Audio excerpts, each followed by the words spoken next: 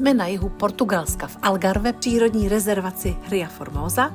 Natočila jsem tu pro vás video, abyste viděli, odkud dovážím solný poklad, biomořskou hrubozrnnou sůl a solný květ. Rodinná firma tu těží sůl tradiční metodou předávanou z generace na generaci po staletí a s láskou k přírodě. Sůl tu krystalizuje v solných jezírkách za pomocí sluníčka a větru. A teď vám představím Veroniku ze Salinas do Grelha, Veroniku Rosovou, českou ženu z Moravy, která přišla do Portugalska, aby vyšlapala solní stezky. A co je na téhle soli tak vzácný? Není rafinovaná neboli čištěná, je šetrně a ručně sbíraná a kromě chloridu sodného obsahuje vše, co mořská voda. To je dalších 80 minerálů, jako je například hořčík, draslík, jód, vápník, fluor. A to klasická sůl za 10, 20, 30 korun opravdu neobsahuje.